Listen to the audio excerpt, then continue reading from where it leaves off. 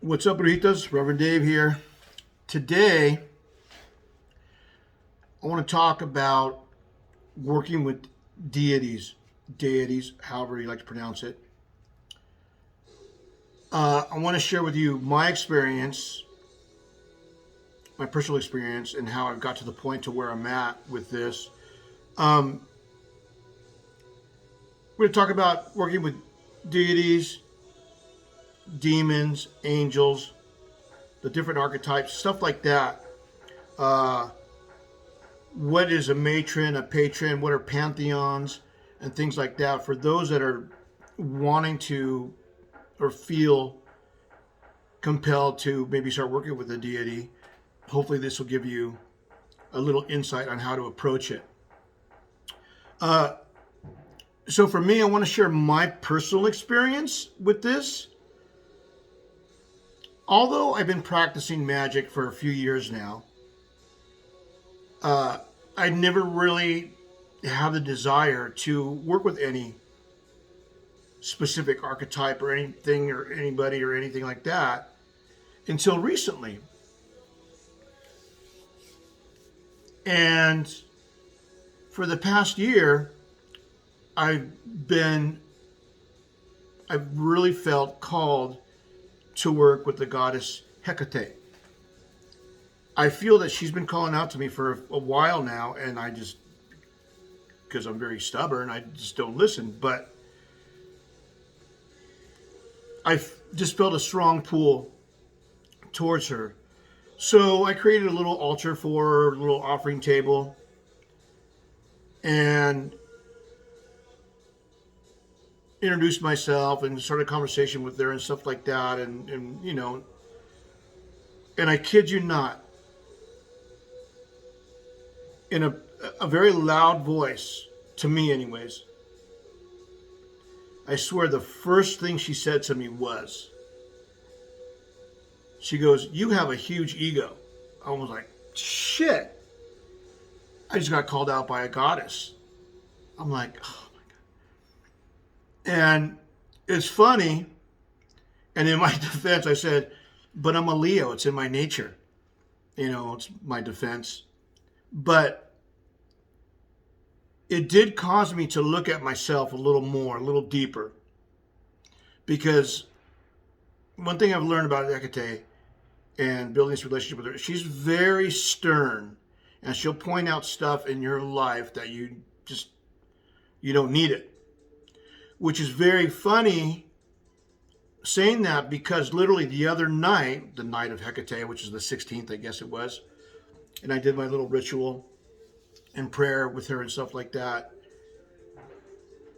And she says to me, once again, pretty audibly or whatever, she goes, "You don't need all this stuff." And I'm like, what? And she goes, "You don't need all that." And what she was referring to, which at least is what I interpreted. If you see my altar tour video, I have a huge pentacle painted on my floor, because it's a concrete floor, painted black, and a big red pentacle. And inside this pentacle, I have a bunch of sigils, because I like to do sigil work. And she said, "I don't need them." And I'm like, it was odd to me. So I'm going to get rid of them, start over, see what happens. So this is my little experience so far with her. Once I get a little more, build a bigger relationship with her, I'll do another video. But my little journey with working with any kind of deity or anything like that didn't start there. As she was calling me, or maybe it's hard to reference a timeline, but I know a while back, and it just kind of coincidence, I did a particular spell on myself. But I was laying in bed one night and dead asleep, and I hear this voice. I felt somebody standing next to me on the side of my bed. And they said, it was a male figure, and they said, "I can help you." Literally, I heard him say that. I mean, to the point where it woke me up out of a sleep like I thought somebody was next to me. I rolled over and I'm like, what? I'm half asleep, one eye open. I'm like, what? Who are you? What? Because I can help you. And I go, who are you? And he said his name was Jupiter. Never once have I ever thought about working with Jupiter or even called on him or anything. It was really bizarre, but it just kind of like a typical like Greek mythological character type, just older guy with a white toga and a staff and just a, you know. But anyways, I said, I didn't call on you. Go away. He left. Never heard from him again. So I thought that was odd. And I haven't really researched more on that since. Now, a month later, okay, same thing happened, sort of. No words were said, but I felt the presence. Once again, I roll over because I love to sleep on my left side.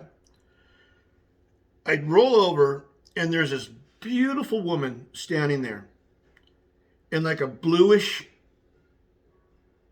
sheer toga gown, maybe late 30s, early 40s, hair kind of in a bun but falling out, but gorgeous woman. And she sat there staring at me, didn't say a word, and I'm kind of in awe looking at her, trying to figure out who it was. And before I could get anything out, she vanished. And that was it. Never heard or seen her again, which I thought was odd. So I don't know if it was Venus or Aphrodite or something like that, because like I said, I think at the same time, I can't pinpoint the exact time, but I think I did a particular love spell on myself, and that's might have been what, I don't know. But I don't know what Jupiter has anything to do with that, but Venus and Aphrodite, yes. So I don't know. So that was the beginning of my journey into calling on to a deity. Now, so far, like I said, I currently started working with Hecate, my matron. And I don't have a patron yet. And the patron is just a male figure, male archetype. Matron is female. Thinking about calling on Cernunnos. I can never say his name right, so that's probably the first thing I need to get memorized. But I haven't really called on him yet. I've been thinking about working with King Payman, who's a demon, or daemon, D-A-E-M-O-N. He is the demon or the king of arts and sciences. And I'll get into that in a minute, but I haven't worked with him. So that's my experience thus far with working with this kind of thing. Now, something that I don't have in my notes, but just I wanted to ask you and throw this out there. A friend of mine just moved to town recently, and she's very shamanistic. She's like one of those fire breathers, Burning Man people or whatever, and she's, and I literally spoke to her a few hours ago. She was here visiting. And remember, she was telling me a story about a couple, I don't know, maybe 3 or 4 years ago. She was performing in New York on top of like a double-decker bus or whatever, dancing doing her thing, and it turned or something, and she fell off, hit her head on the ground, was in a coma, and had a near-death experience. Now, talking to her today, we're talking about the subject of deities and stuff like that. She says since then, it seems that her intuitive mind is way more open to receiving, because she's been hearing and seeing a lot of spirits and entities and things like that. So I'm wondering if that has anything to do with anything, because I know I had a major head energy when I was young. So I don't know if that's helping me in my process as well. So leave a comment. Let me know if that's happened to you or you're familiar with anything like that. It's just kind of odd. So I haven't throw that in there. So that is my journey so far. And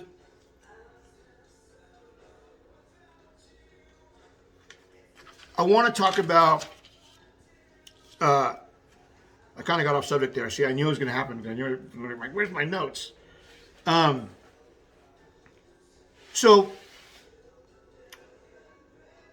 let's break it down like this, okay? What's a pantheon? A pantheon basically is the group,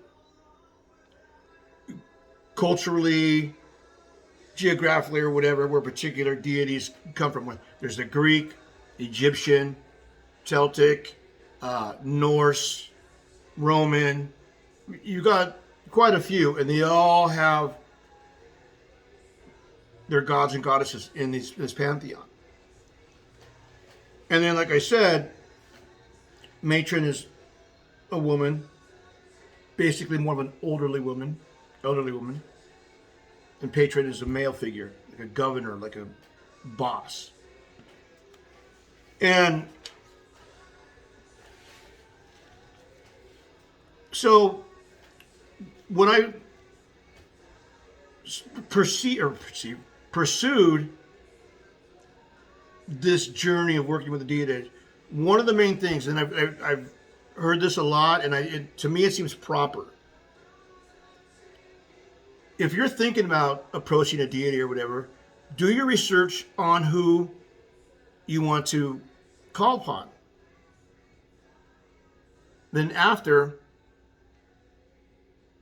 sit down, meditate, call on them, but introduce yourself like you're meeting a real person in person. I'm so-and-so. I feel a calling towards you. May I work with you? Will you work with me? Leave it at that. And whatever they like for their offerings, like Hecate loves spiced rum, woman after my own heart, leave an offering to them. Okay? And come back weekly and continue that process until you feel them speaking to you. And we're going to get more into that in a minute too, because there's some steps you might want to take. So,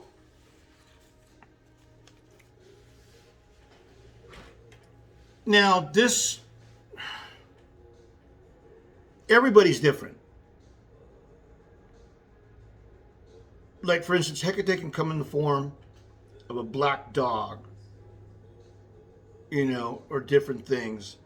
You have to be able to listen for messages, signs, things might pop up in your life and you're like, that may relate to you. You're like, wow, I need to stop doing that. Or, you know what, this is speaking to me. Good chance it's them telling you what you need to hear. So you have to be aware of that. Sometimes you might get an audible message, but you got to be able to, here's the thing, especially with me, you have to be able to clear your mind of random thoughts, psychic attacks, stupid shit that'll pop in your head, like you're thinking of something that could be a message. You're like, oh shit, did I turn the stove off? Or some stupid whatever. You got to be able to tune that out and seek and understand and decipher and discern spiritual messages. And then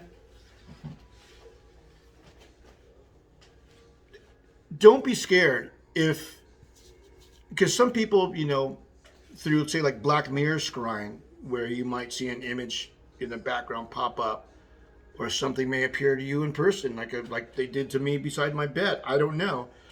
And it can be really off-putting. It can be scary. You're like, holy shit, is that the boogeyman? So I think you have to really train your thought process of not being scared and being open to what may be a deity coming to you. And I think you could probably tell the difference between a deity approaching you and, say, a shadow figure or a demon or something, because they're obviously, I think you'll feel the energy, the bad energy coming from them, as opposed to a deity coming to you and you're like more receiving. I don't know. Everybody's different. So And then deities, unlike demons, demons have what they call an N. A lot of them. It's a sing-song chant, I guess, in other words, where in kind of like a dull, guttural voice, you say their N.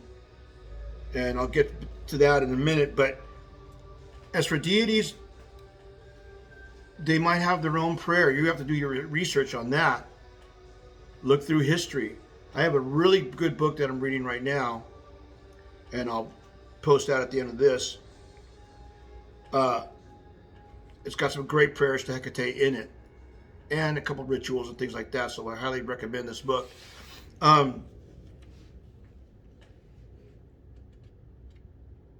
Now, depending on who you choose, what archetype, what specific deity you're feeling called to, be prepared to be called out. Listen within yourself to the things that you may need to change, that they may be telling you.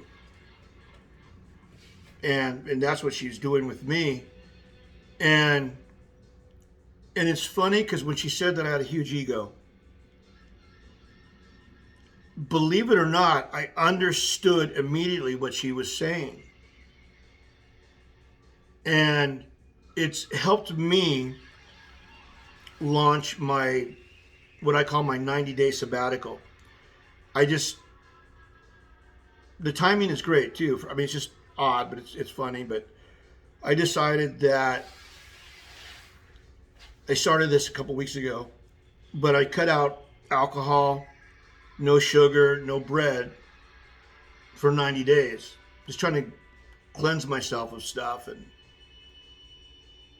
so by her saying that helped me, because I love to party. I really do.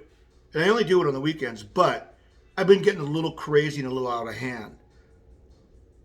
And I'm recognizing that in myself. So by her saying that, and I know she's pleased by me recognizing that, that's how I perceive this. So that helped me. So, go real quick. If you want to work with a deity, you decide who, just like my last video about paths and types of witches or whatever for beginners, decide what you want to do and then research on that if you lock in on that. Same thing with deities, demons, angels, or whatever. You pick somebody and you lock in on that. Research, do your homework on them. That's number one. Number two, once you get to that point, introduce yourself. Proper introduction. State your intention. And three, continue to build that relationship, but start making offerings to them. Whatever they like, pomegranates, cinnamon, honey, garlic, spiced rum, wine. Who knows? Whatever they like, offer them that. And continue to do that on a weekly basis. You could do it on a daily basis if you want, whatever. But do that. And then once you build that relationship and they choose to work with you, be prepared for what's to come. Through messages, through signs, through shadow work, whatever. Be prepared for it. So I hope that helps your search. But now I want to talk about working with demons or daemons. Now, I don't work with any demons, and that's a scary thing. But a lot of people do, and a lot of people swear by it. There's really great ones to work with. I heard Duke Boone, King Payman. I forgot who else, but a couple others that are really good to work for. And each one has, remember, they're pretty big. They're like a hierarchy. They got rankings, and they're in charge of a ton of legions. And those minor demons, for lack of better words, some have names. I don't know, a lot of them, but Those are the ones I guess can be assholes. It can be tricky, and they could, trick you into something else. So you got to be super careful with working with these guys. But it takes a lot of research and to know what you're working with when you work with any kind of demons. And like I said, I was doing a little research on King Payman, and the reason why, because he's, like I said, the king of arts and sciences. And in one of my groups, I was talking to somebody, and they said, yeah, he can help you play guitar. Like, I play guitar, but I suck. And I really want to learn how to shred, like just become, and in my old age, it's like, And they said, this guy will help you with that. And it's the same thing,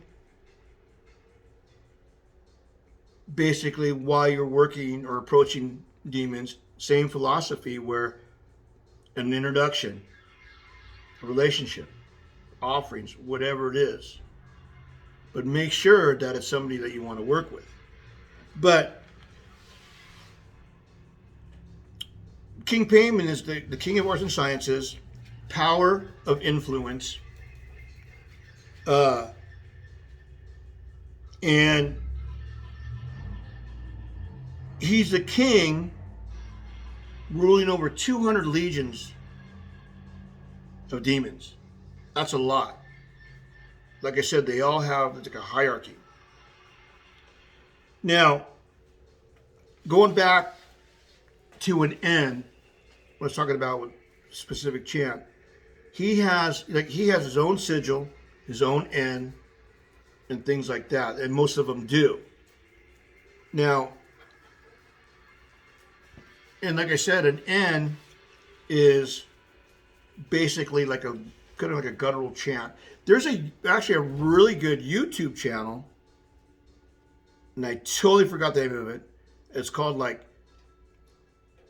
Satanica or Santi something.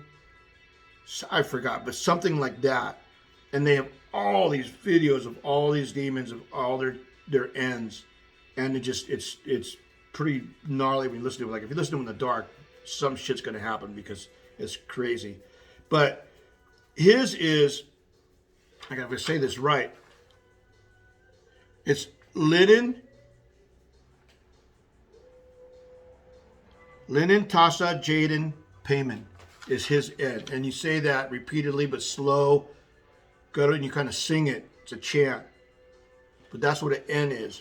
And like I said, most deities I don't believe have these, but they do have prayers. So, and it's, like I said, it's the same thing. Building a relationship. But be careful. If you work with a demon, know what you're getting into. Just do a lot of research on that. Now what about angels? Which is when it comes to witchcraft, anytime somebody refers to an archangel that they work with or like that, to me it's odd, because if they're supposed to be the angels of God, it's a mind-blowing concept to me. But supposedly people work with them, and now they're the archetypes. They have different characters, different stuff that they do. For example, we all heard of Archangel Gabriel. My son is named after him, Gabriel. Angel of healing and spiritual messages.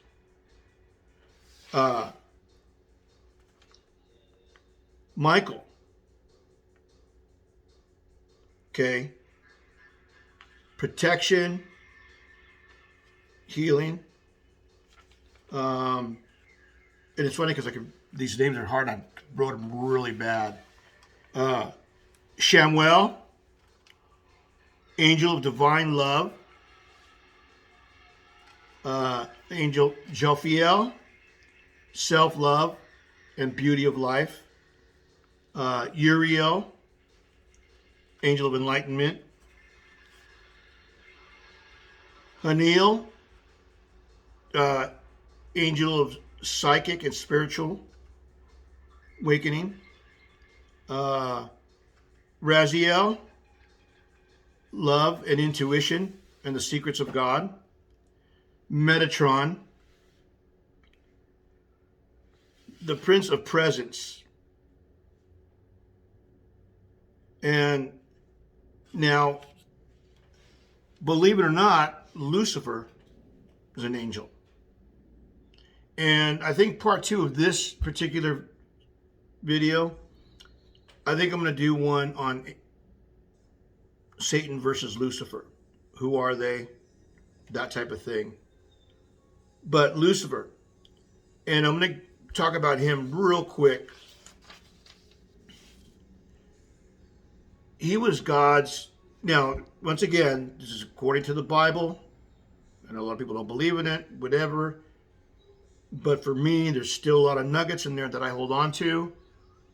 And putting pieces together, it's just, it's pretty amazing. But Lucifer and Satan, and I don't want to get too involved in this because I want to do another video on it. 2 personalities of the same person. Okay. But Lucifer,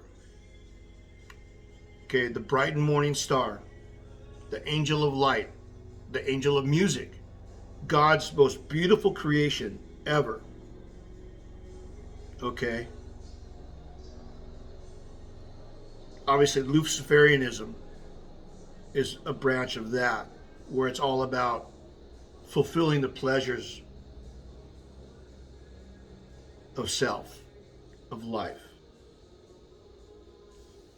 So, like I said, I'm going to get into that in the next video. But for those that are seeking, for those that are wanting to start working with any kind of deity, demon, or angel, it's all basically the same blueprint. Okay? Research, reading up on them, learning what they do, their history, their personality, their offerings, what they're known for. Know these things first before you jump into anything. And then, like I said, a proper introduction, introducing yourself. You know, you don't have to get super heavy into it. Oh, this is what I want. But no, just say, hey, I'm so-and-so, and I feel called to you, and I choose to work with you if you will allow me. And like I said, keep doing that. Build that relationship up. And then keep doing that. Bring offerings of their choosing. And then keep doing that, and then be aware. They may, right off the bat, like Hecate did with me, right off the bat, say something to you. It may take a minute, but be aware, be open. Okay? Open the eyes of your heart. Open the eyes of your mind. Be aware for what messages they may bring. Anyway, so I hope I didn't get too deep with that. It was just a little different approach, I suppose, on working with deities and things like that. You know, because there's a lot to choose from. There really is. And it's, you know. And then there's also the difference between invoking and evoking, where you just call on one, you know, that's evoking. And then if you want to work with one, you're calling them down to you, that's invoking. And know that difference. Sometimes on Friday, if I do a love spell, I'll call on Freya, obviously. You know, but I don't necessarily work with her in general or do any offerings or anything like that. So be wise in your choosing. Enjoy the ride. They're very real. And I hope it works for you. Thanks again, you guys. Do no harm, take no shit. Talk to you soon. Bye.